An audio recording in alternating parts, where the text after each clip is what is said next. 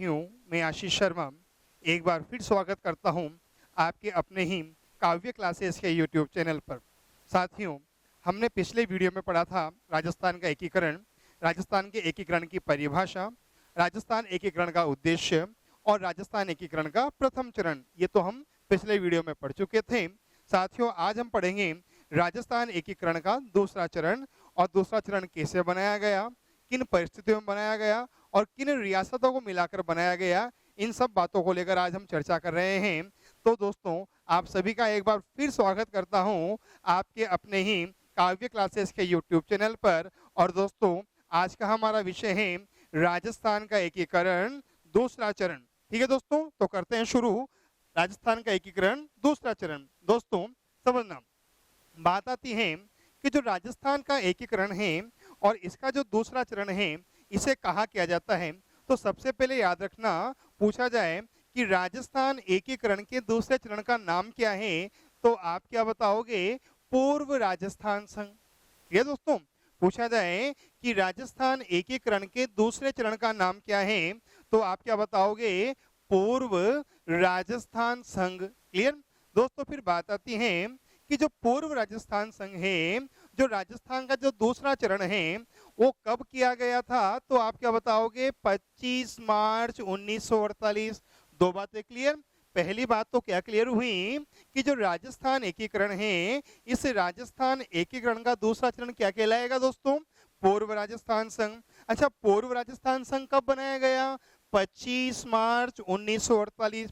फिर बात आती है कि राजस्थान एकीकरण के दूसरे चरण में कुल कितनी रियासतों का एकीकरण किया गया? पूछा जाएगा आपसे कि राजस्थान एकीकरण के दूसरे चरण में कुल कितनी रियासतों का एकीकरण किया गया, तो आप क्या बताओगे? 9 रियासतों का। क्या बताओगे दोस्तों आप? कि राजस्थान एकीकरण के दूसरे चरण में कुल मिलाकर 9 रियासतों का एकीकरण किया गया था। अच्छा दोस्तों, अगर पूछा जाए कि इन 9 रियासतों का नाम क्या था, तो आप क्या बताओगे? पहली रियासत का नाम था बांसवाड़ा। इससे क्या बनेगा दोस्तों? बांसवाड़ा। दूसरी रियासत का नाम था बूंदी। क्लियर? पहली से क्या बनेगा इससे? तो बांसवाड़ा। इससे क्या बनेगा? बूंदी। जो तीसरी रियासत थी, इसका नाम था दोस्तों किशनगढ़। पहली का तो बांसवाड़ा, दूसरी का बूंदी, तीसरी का किशनगढ़। अच्छा, चौथी रियासत का नाम क्या था दोस्तों? झालावाड़। एक बार फिर समझना, बांसवाड़ा, बूंदी, किशनगढ़, झालावाड़। अच्छा दोस्तों, फिर पूछा जाएगा कि अगली रियासत डूंगरपुर, और दोस्तों इसके बाद क्या बन जाएगा? कोटा। एकदम क्लियर समझना, बांसवाड़ा, बूंदी, किशनगढ़, झालावाड़, डूंगरपुर, कोटा। अच्छा दोस्तों, इससे क्या बनेगा? प्रतापगढ़, जो कि राजस्थान का नवीनतम 33वां जिला है। क्लियर दोस्तों? इससे क्या बन जाएगा? शाहपुरा। क्लियर? और दोस्तों ध्यान रखना, मैंने पिछले वीडियो में बताया था आपको कि शाहपुरा राजस्थान एकीकरण के समय क्षेत्रफल में और जनसंख्या में सबसे छोटी रियासत थी। क्लियर? और दोस्तों इससे क्या बन जाएगा? आपके टोंक। क्या बन जाएगा दोस्तों? टोंक। अच्छा दोस्तों, मैंने आपको बताया था पिछले वीडियो में कि राजस्थान एकीकरण की 19 रियासतों में एकमात्र मुस्लिम रियासत कौन सी थी दोस्तों? टोंक। तो दोस्तों दो बातें क्लियर हुई। पहली बात तो कि एकीकरण के दूसरे चरण में कितनी रियासतें? 9। कौन कौन सी? बांसवाड़ा, बूंदी, किशनगढ़, झालावाड़, डूंगरपुर, कोटा, प्रतापगढ़, शाहपुरा और टोंक। एकदम क्लियर दोस्तों? अच्छा, अगर इन 9 रियासतों को आपको एक साथ याद करना हो तो कैसे याद करोगे? देखो क्या लिखा हुआ है, बाबू की झाड़ू को प्रशाटो। क्या लिखा हुआ है? बाबू की झाड़ू को प्रशाटो। बांसवाड़ा, बूंदी, किशनगढ़, झालावाड़, डूंगरपुर, कोटा, शाहपुरा, प्रतापगढ़ और टोंक। क्लियर दोस्तों? अच्छा दोस्तों, ध्यान रखना, यहां से क्वेश्चन पूछा जाता है। और दोस्तों हाल ही में रीट 2017-18 में ये पूछा गया था शाहपुरा वाला क्वेश्चन कि शाहपुरा रियासत का एकीकरण कौन से चरण में किया गया था, तो आंसर क्या था उसका? दूसरा चरण। ध्यान रखना दोस्तों, ये क्वेश्चन तृतीय श्रेणी शिक्षक भर्ती 2018 में पूछा जा चुका है कि शाहपुरा रियासत का एकीकरण कौन से चरण में किया गया था? दूसरे चरण में, 25 मार्च 1948। तीन बातें क्लियर हुई। पहली बात कि राजस्थान एकीकरण के दूसरे चरण का नाम क्या है? पूर्व राजस्थान संघ। कब बनाया गया? 25 मार्च 1948। अच्छा, रियासतें कितनी? 9। कौन कौन सी? बांसवाड़ा, बूंदी, किशनगढ़, झालावाड़, डूंगरपुर, कोटा, प्रतापगढ़, शाहपुरा और टोंक। ये शाहपुरा वाला क्वेश्चन तृतीय श्रेणी शिक्षक भर्ती 2018 में आया है। एकमात्र मुस्लिम रियासत टोंक विगत वर्षों के परीक्षाओं में पूछा जा चुका क्वेश्चन है। चलो आगे की बात पूछा जाएगा कि जो दूसरा चरण था इसकी राजधानी का नाम क्या था? कोटा। जो दूसरा चरण था इसकी राजधानी का नाम क्या था? कोटा। अब अगर कोटा राजधानी थी तो यहाँ के जो राज प्रमुख हैं वो बनाए गए महाराव भीम सिंह। कौन बनाए गए? महाराव भीम सिंह। मतलब राजस्थान एकीकरण का जो दूसरा चरण था उसकी राजधानी क्या? कोटा। और दूसरे चरण के पूर्व राजस्थान संघ के राज प्रमुख कौन बनाए गए दोस्तों? महाराव भीम सिंह। और पूछा जाएगा आपसे कि महाराव भीम सिंह कहाँ के शासक थे, तो आप क्या बताओगे? कोटा के शासक थे। एकदम क्लियर। राजधानी क्या बताओगे? कोटा। राज प्रमुख कौन बताओगे आप? महाराव भीम सिंह कहाँ के थे?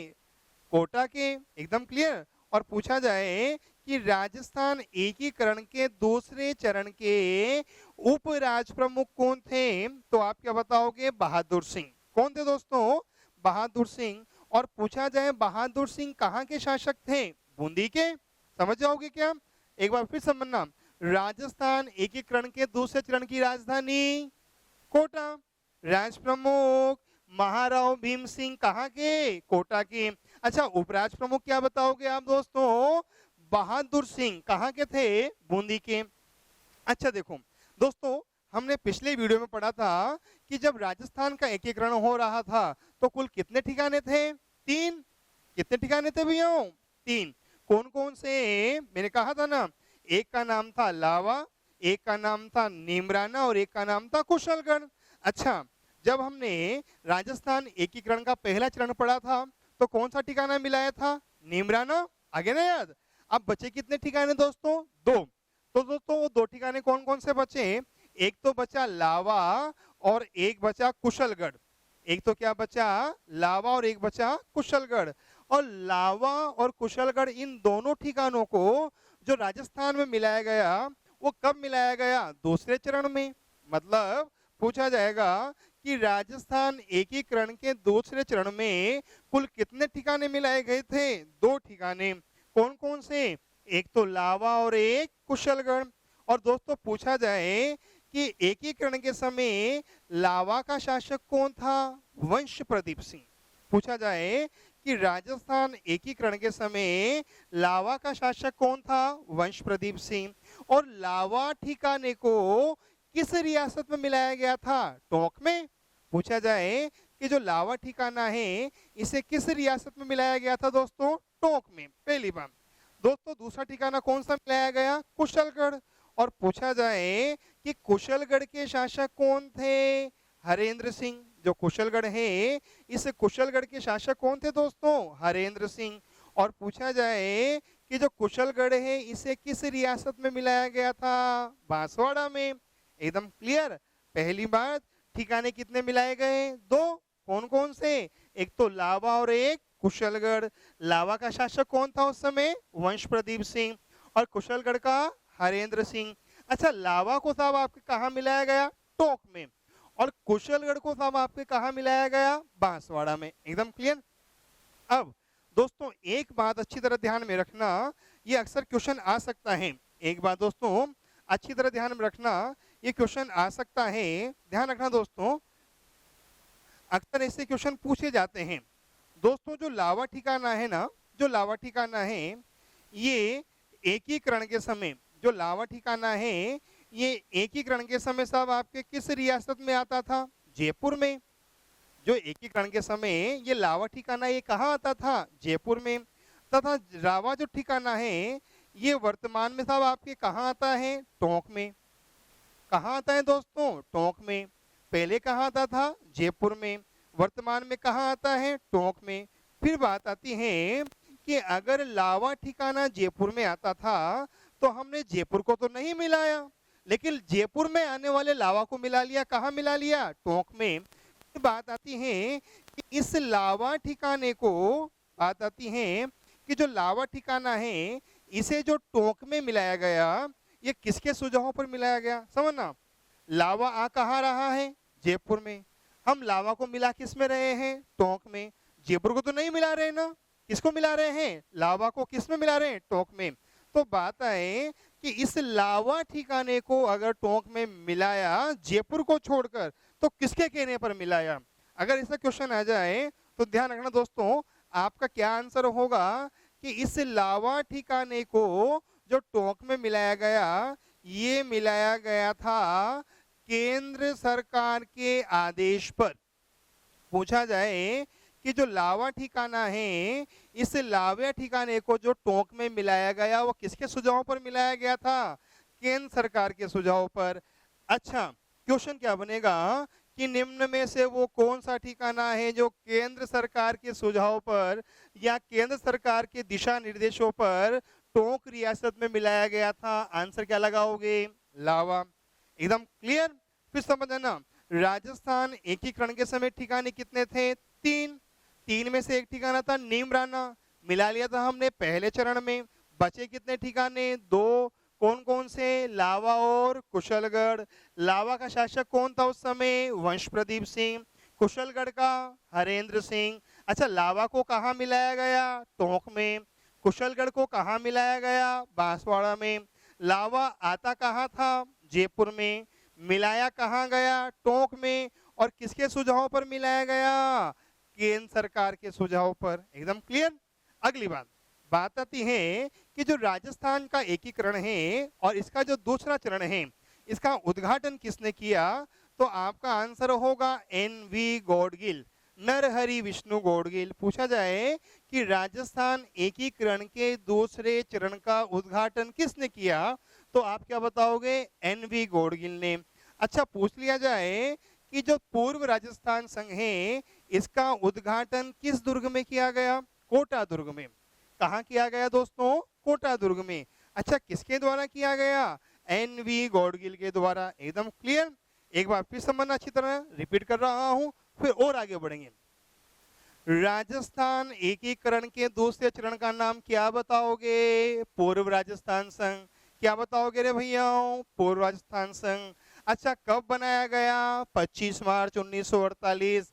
रियासतें कितनी बताओगे? 9। कौन कौन सी? बांसवाड़ा, बूंदी, किशनगढ़, झालावाड़, डूंगरपुर, प्रतापगढ़, शाहपुरा और टोंक। एकदम क्लियर। बाबू की झाड़ू को प्रचाटो।